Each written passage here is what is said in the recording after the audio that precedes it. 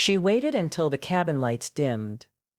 Only then, when most passengers had pulled their blankets to their chests or leaned against windows with closed eyes, did Maribel Cruz unzip the faded canvas pouch in her lap. Her hand moved slowly, carefully in her arms. Her baby daughter was asleep, warm, finally quiet. Her fever had broken hours earlier, but the worry hadn't. 7 months old, soft against her chest. The weight of her was both comfort and pressure. Maribel's fingers dug past folded tissues and a pacifier to reach the coins. Not because she needed them right now, but because she needed to know. She set the coins on the plastic tray table, one by one quarters, dimes, nickels, a few sticky pennies. She counted silently, lips pressed tight her back, angled away from the man sitting beside her. 11 and 72 cents. That's all she had left, not in her purse in the world. The plan had been simple. She would buy the ticket to Seattle. She would fly overnight. She would land by Formula for Camilla and take a bus to the funeral home before noon. Her brother's body would be there. She needed to be there too, but the formula cost more than she remembered. She had looked it up twice, $13.59.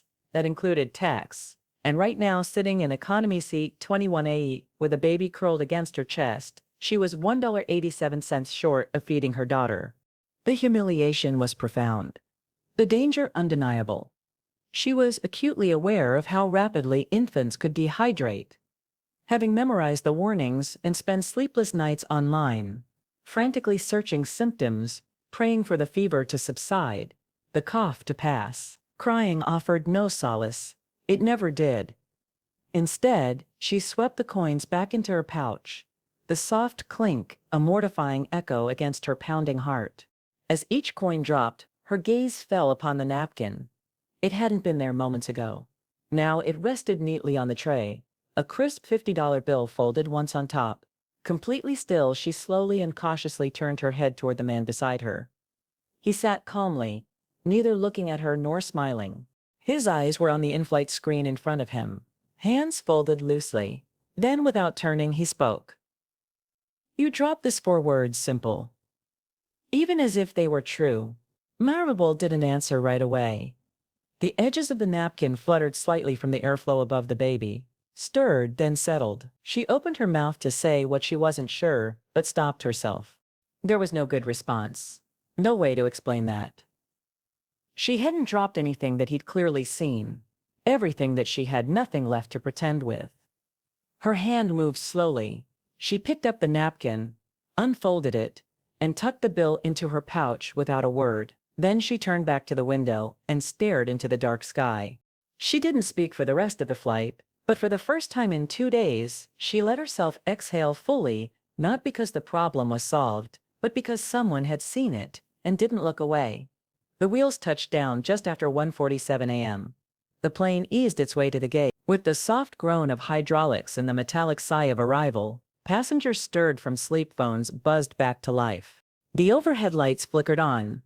People reached for bags and coats, already thinking about tomorrow. Maribel stayed in her seat, waiting for the aisle to clear. Camilla was still asleep in her arms, cheeks flushed with warmth and breath, slow and steady. Maribel adjusted the blanket around her daughter, then slowly gathered her things. The pouch, the diaper bag, the baby carrier she couldn't afford to check. By the time she stepped off the plane and into the nearly empty terminal, it was past 2:10 a.m.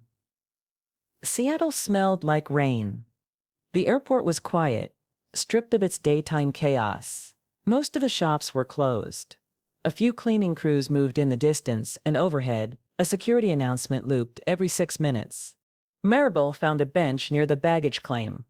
It was cold against her back. She held Camilla close as she dialed the number on her phone. A local shuttle service she had written down before leaving Austin. The call didn't go through. She tried again. Nothing. Another company also closed. She checked the app for rideshare options. The fare was double what she had left. She refreshed. Still too high. She turned her screen off and sat still. A few travelers passed by, rolling suitcases, eyes fixed forward. No one looked at her. She didn't expect them to. Her daughter stirred, pressing her face against Maribel's collar. The heat from her tiny body made Maribel's throat tighten. She rested her forehead against Camilla's, her eyes closed. "You okay?" A calm, low, familiar voice came from behind her. She turned. It was him, the man from the plane, the one with the $50 bill and the napkin. He stood a few steps away, a folded coat over one arm, his carry-on at his side. Maribel straightened slightly. "I'm fine," she said quickly. He nodded once. "No pressure." "Do you have someone picking you up?" he asked, his voice still even. She hesitated. She could lie, say yes, pretend. But there was something about the way he looked at her.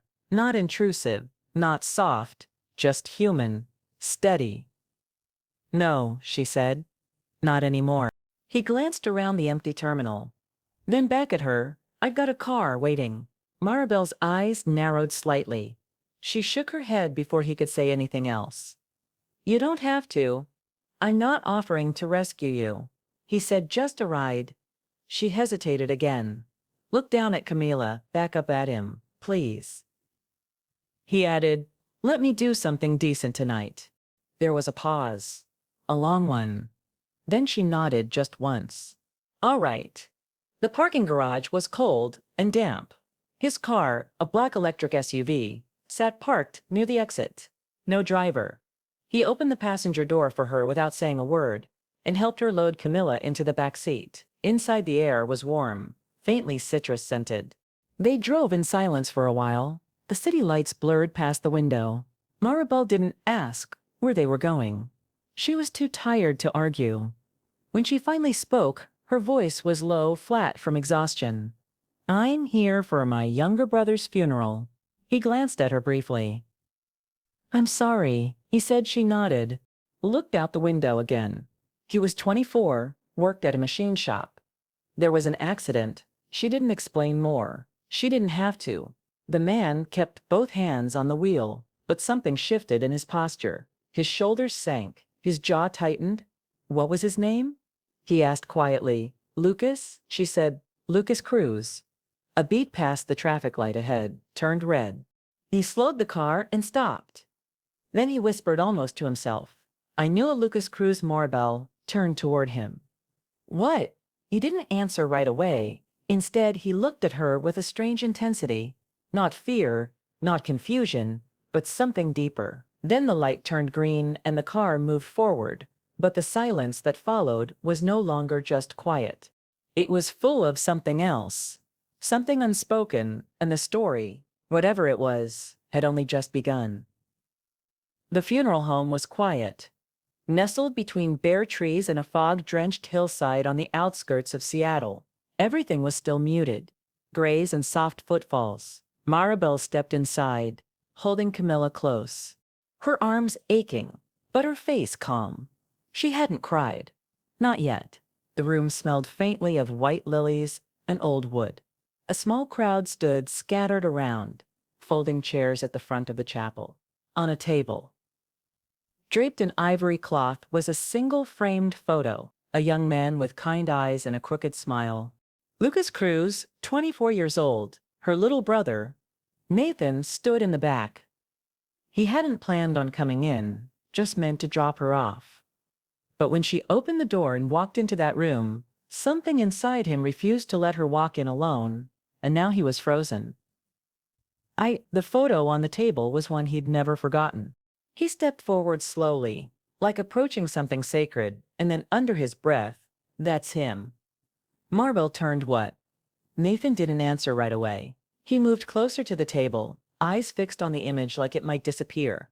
Then he pulled his wallet from his coat from the inside flap. He unfolded an old photo crease, worn, but unmistakable. Same denim shirt, same crooked smile.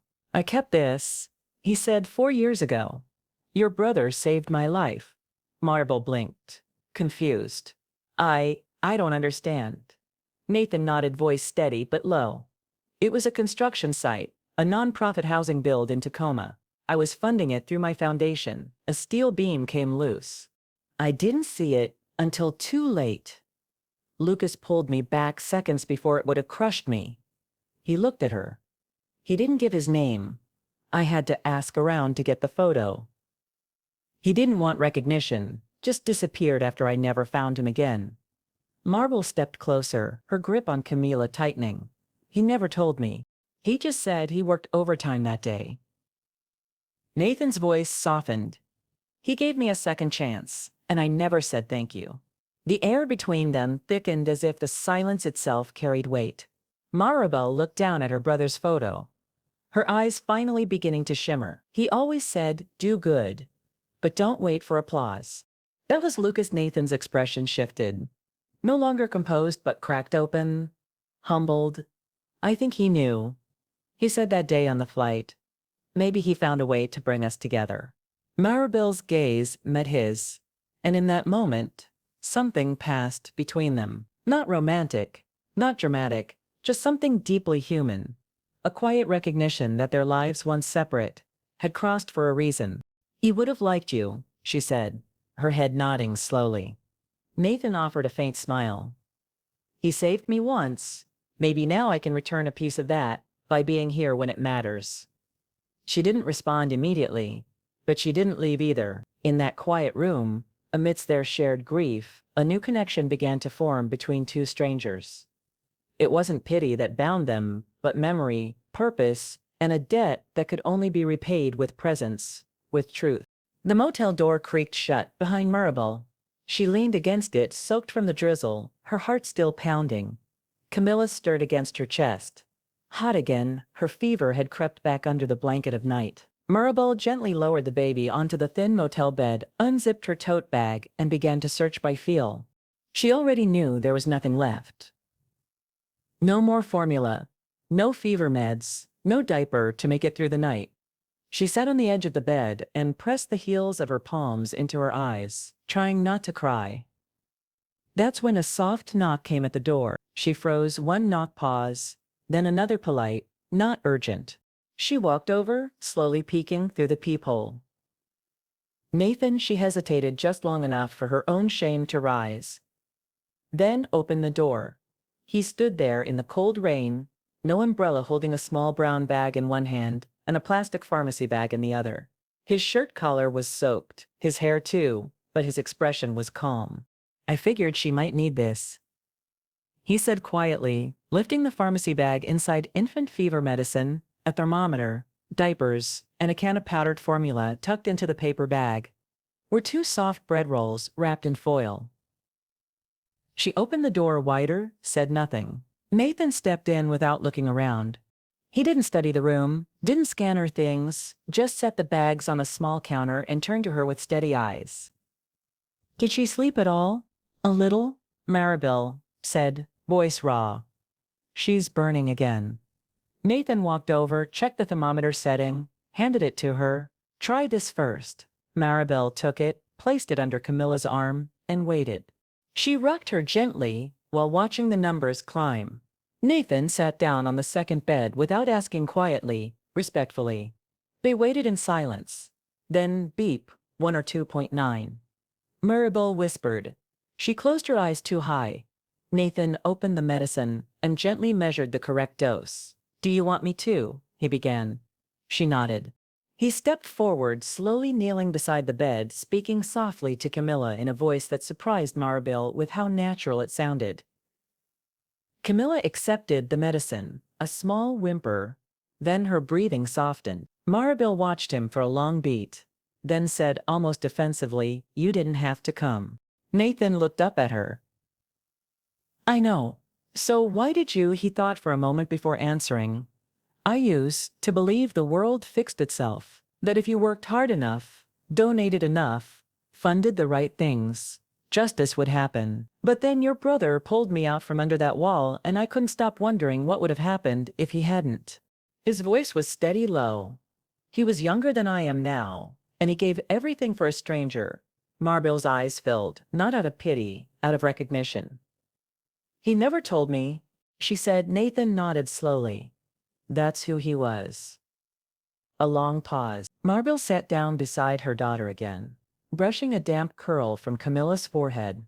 "I haven't let anyone in since the day I gave birth," she said. "Not once. Not even my landlord knows her name." She looked at him. "But you keep showing up." Nathan didn't smile. He just held her gaze because someone did that for me once and I never got to tell them.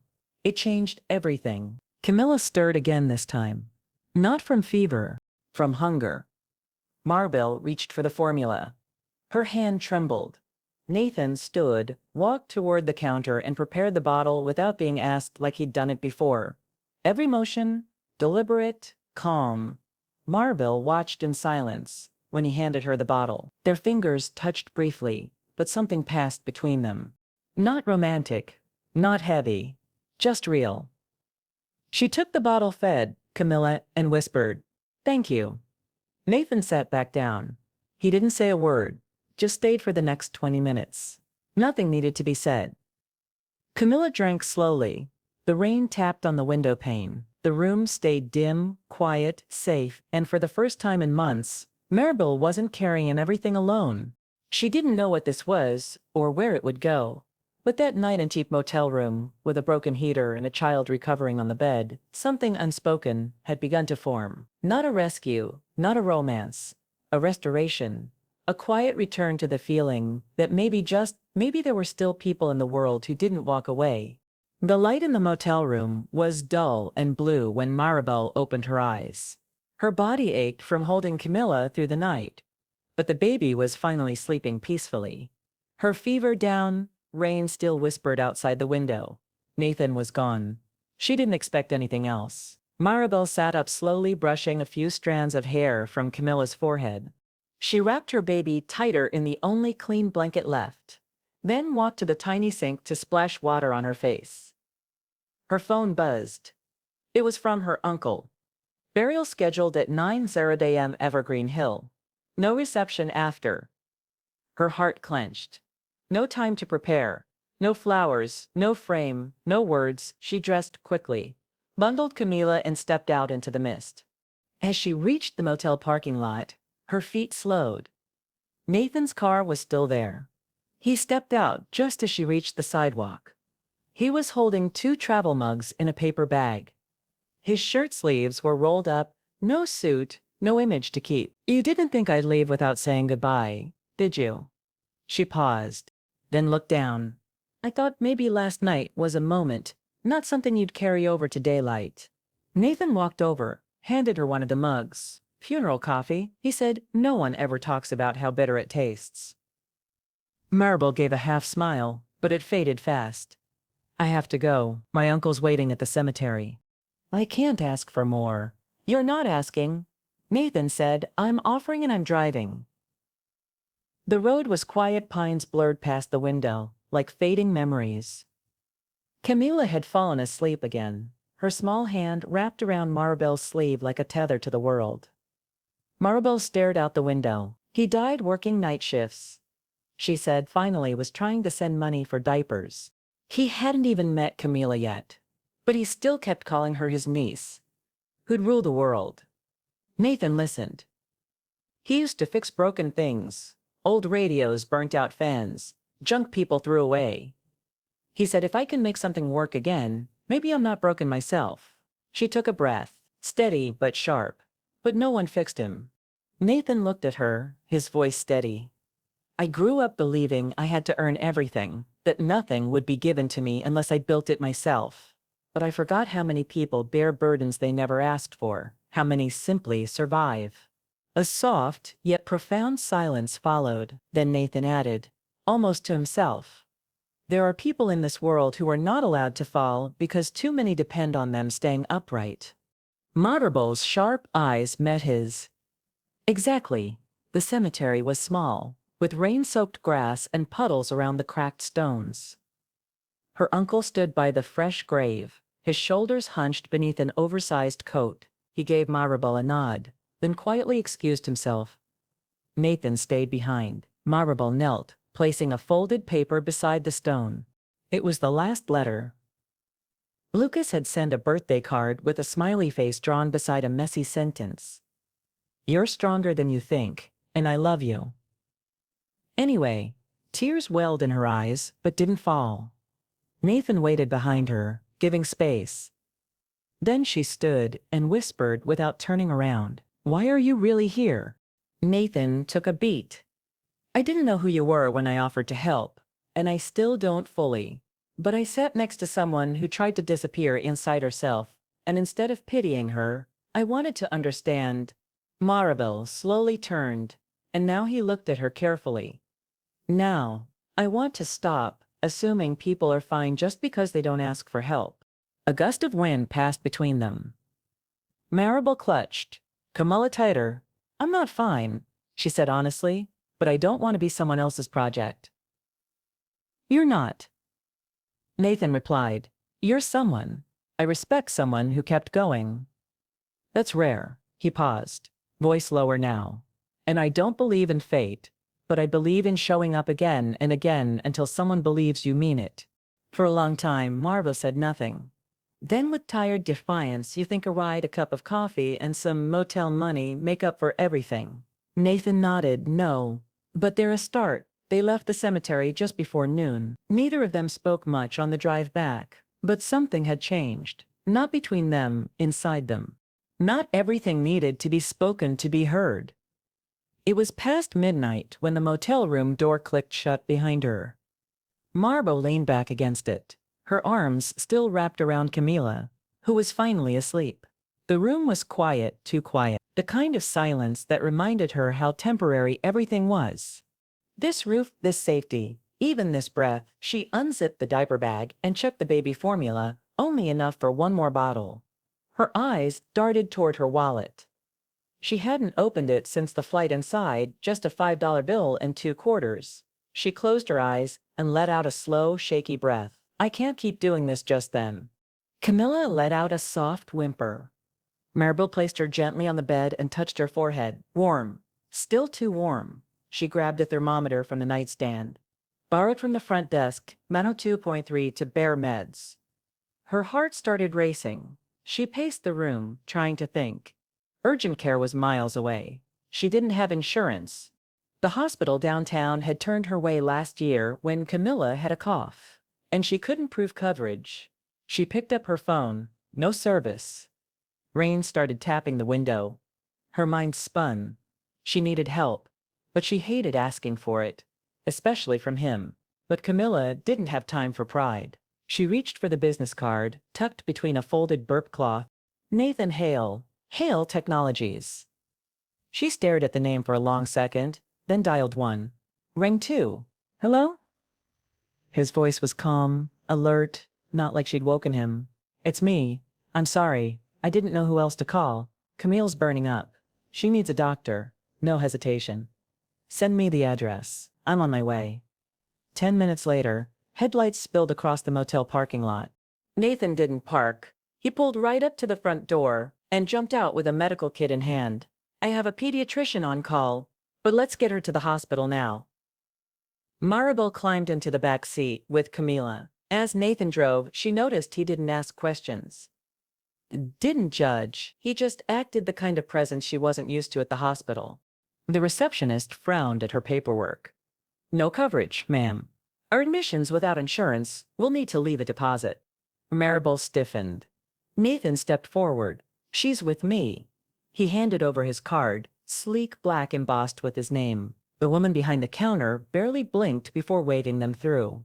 An hour later, Camila was resting in a dim hospital room, her fever finally lowering. Maribel sat beside the crib, hands clasped tight. Nathan entered quietly holding 2 cups of tea. She's stable, he said softly. The meds are working. Maribel nodded but didn't speak. Her gaze stayed fixed on her daughter. Nathan sat down across from her. I know what this feels like, he said. She turned. Do you? I've sat in rooms like this alone, watching machines keep someone I love alive. I remember thinking, how did it get this far before I asked for help? Maribel looked down. I didn't want to owe you. You don't. Then why do you keep showing up? His answer came slow, honest. Because someone once showed up for me when I didn't deserve it. And maybe I'd been waiting for the right moment to pay that forward. Silence fell again, but this time, it didn't feel hollow. Nathan stood to leave. I'll stay in the waiting room in case you need anything. As he reached the door, Maribel called out Nathan. He turned. Thank you. Her voice cracked, not just for tonight, for not treating me like a problem. To be fixed. His eyes softened. You were never a problem, just someone carrying more than anyone should have, to alone. And with that, he stepped out. Maribel sat back, exhausted, her hands trembling as she gently touched Camila's tiny hand. For the first time in weeks, she didn't feel like she was one wrong step away from losing everything. For the first time, she felt seen, and that was priceless. The hospital lights buzzed fatally above, casting a soft white glow over the hallway. Maribel sat on a stiff plastic chair outside the pediatric care unit, her arms crossed tightly, her breath uneven. Inside, Camille lay asleep under a warm blanket, her fever finally breaking after hours of IV fluids and quiet care. She hadn't noticed the footsteps approaching until the scent of peppermint and rain lingered in the air. Nathan stood in front of her, a simple to-go cup in hand. "You look like you haven't had anything warm all day," he said, offering the item. She hesitated before taking it. "Thanks." They sat in comfortable silence, the kind that invited conversation but didn't demand it. Nathan leaned forward, elbows on his knees. "I didn't know what to expect when I walked off that flight," he continued. "I thought maybe I'd go home, get some rest. Forget the look on your face." Maribel glanced at him, surprised by his honesty. "But I couldn't," he added, "because I've seen that look before." In the mirror after Mason died, she turned sharply. You had a child?" He nodded, slow and steady, 8 months old, congenital heart defect. "We fought every day in that same kind of room. And when he was gone, I promised myself, if I ever saw someone standing alone like I did, I'd show up." Maribel stared down at the paper, then up at him again. She stepped aside. "Come in." He didn't sit. He stayed standing just inside the door, looking awkward in a way that made him seem more real than any suit or title ever had. Maribel laid the papers down on the small motel table and turned to him. "Why are you doing this?" "Really?" Nathan took a moment, then answered quietly, "Because I spent years wishing someone had done it for me." She folded her arms, the room feeling both too small and too open. "My brother never took help. He always said, if you can't stand on your own, you haven't earned the ground you're on." "I know Nathan said he said something like that to me once too." Maribel exhaled, shaky. "But I have a baby now, and I'm not him." There was a long pause. She walked over to Camilla, gently picked her up. The baby stirred, but didn't wake. Maribel turned back toward him, holding her daughter close. "I'm tired," she whispered, "and I'm scared. And I've spent the last 2 years trying to prove to myself that I didn't need anyone." Nathan took a step forward, but not too close. "And have you?" Her eyes welded. But she didn't look away. "No, not really." He nodded. Then reached into his coat pocket, pulled out a second item, a small folded piece of notebook paper. "I found this tucked into my wallet. I hadn't opened that part in years. It's in your brother's handwriting." She reached out slowly, took the note. It read in messy blue ink, "If something ever happens to me, don't let her try to survive it alone." Below it, Elsie tears threatened to fall, but Maribel blinked them back. "This isn't your burden," she whispered. He turned to face her fully. "It's not a burden, it's a choice." The hallway remained quiet except for the soft buzz of monitors and an occasional nurse passing by, the weight of the past. Hours hung between them, but not heavy, rather grounding. Maribel finally spoke again, her voice low but clear. "You didn't know Lucas saved you?" "Not really. Not until the funeral, no." Nathan said, "But somehow I think he always knew what he was doing." She nodded. "I think he knew I'd need someone when he was gone." There was a moment, then a moment not of romance, not of declarations, but of recognition. 2 people who had lost, 2 people who were trying, 2 people who found in a stranger something quietly sacred that night. Nathan didn't go home. He stayed, never crossing lines, never assuming anything. He simply stayed in the stiff hospital chair beside Maribel, drinking vending machine tea, watching the slow rise and fall of Camilla's tiny chest through the window. And for the first time in a long time, Maribel slept. Not because she wasn't afraid, but because she wasn't alone. 3 days had passed since the hospital. Camila was doing better. Her fever had broken for good. She was feeding again, laughing again, her little fingers tugging at Maribel's collar whenever she spoke softly near her ear. But Maribel wasn't sleeping. Not really. She stayed up each night in the motel chair, staring out the narrow window toward a flickering neon sign. Her thoughts circled about Lucas, about Seattle, about what came next, about a man who had crossed the invisible line between stranger and something else. Then came the knock. It was just after 7:00 a.m. when she opened the door, still in the oversized t-shirt. She used to sleep. Nathan stood outside holding a white envelope. She didn't say anything. He didn't ask to come in. I didn't want to call. Thought this was better handed over than explained. He held out the envelope. She hesitated, took it, and slowly peeled it open. Inside was a neatly folded rental agreement. A fully furnished one-bedroom apartment in the Green Lake district. 6 months paid in full utilities. Included the lease, listed her name.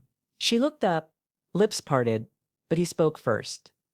There's no obligation, no contact, no strings. I just thought maybe this would be something you could use. She dropped into the chair. Camila murmured, sleepily against her shoulder. Maribel stared at the note as if it held the whole weight of her brother's voice, as if it was the last thing he ever said. Nathan sat across from her silent still, until finally her voice broke the air. I don't know what this is between us. You don't have to, he replied. Not today.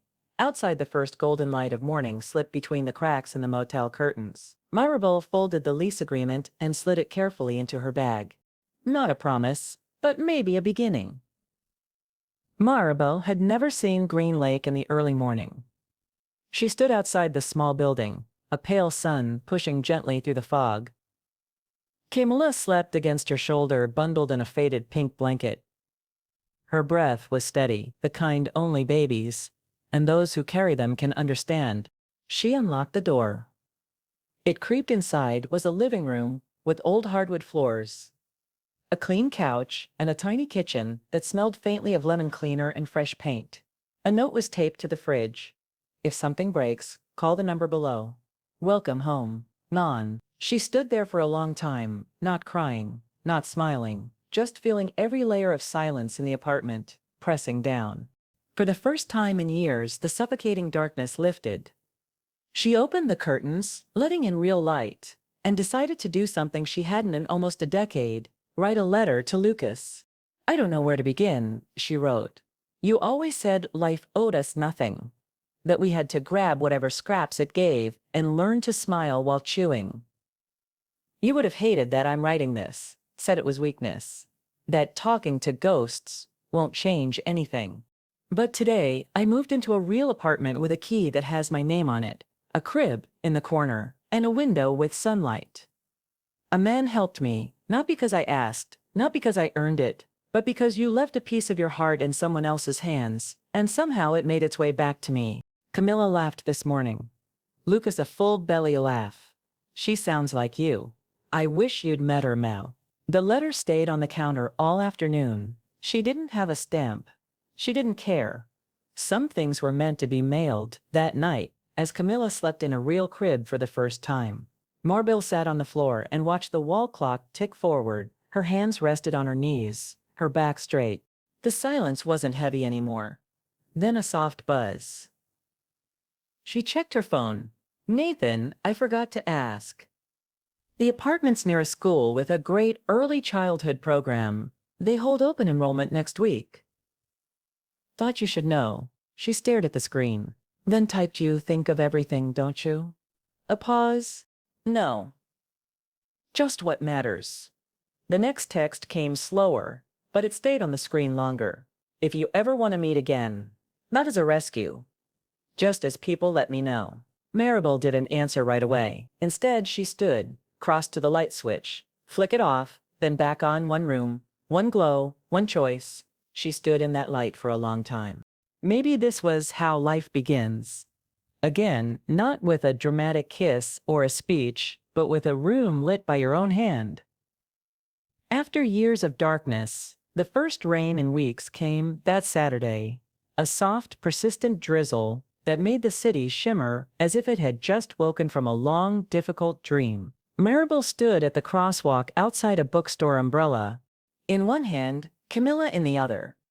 Her little daughter was bundled tightly, cheeks pink from the cold, a soft hat slipping slightly over one eye. They weren't here to buy books. They were waiting. A black sedan pulled up unmarked, except for the faint reflection of trees across its windshield. The back door opened. Nathan stepped out. No suit, no driver, just jeans, a navy sweater, and something quieter in his face, like the wind had been knocked out of him sometime last week. And he was still learning how to breathe again.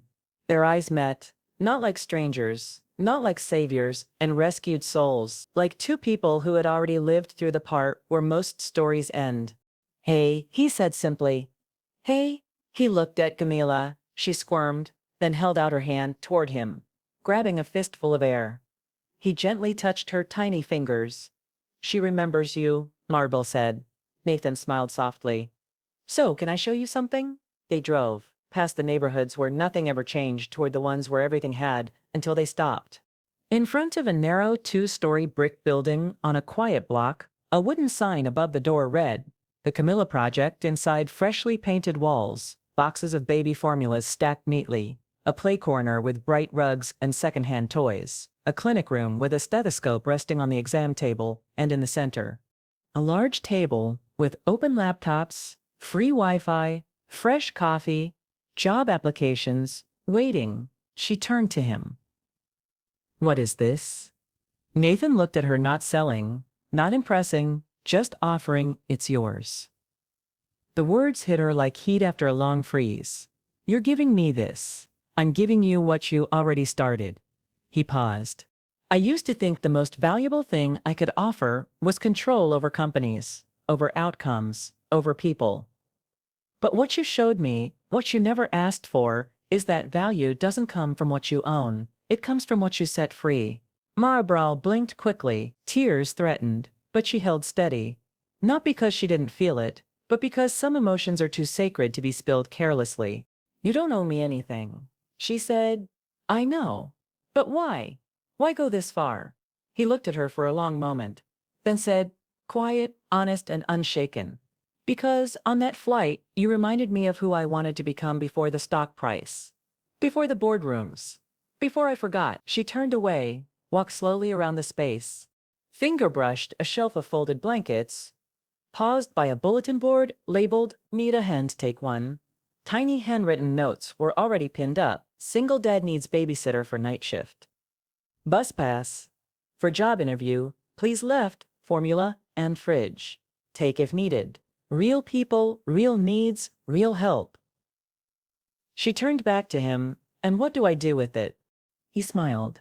"You run it, grow it, pass it on, make it yours, and I'll show up when it rains, when it matters, or when you ask." There was silence. Then Camille let out a tiny giggle from her stroller, and Maribel laughed too, a laugh full of disbelief, and lightness, and memory. The sound of a woman finally breathing in a space she helped create. She approached him, placing her hand on his chest. "Do you still believe you gave me something priceless?" He looked confused. "Because I don't think you did." She leaned in, her warm, living voice a whisper against his cheek. "You just gave me back me." Outside, the rain persisted, but within, a woman, a child, and a man stood in the heart of something immeasurable. It was simply lived. Not a rescue, not an obligation, just home. Thank you for staying with us to the very end. If this story resonated with you, please like and subscribe. We share truly moving stories daily, because sometimes a single quiet act of kindness is all it takes to change everything. See you in the next story.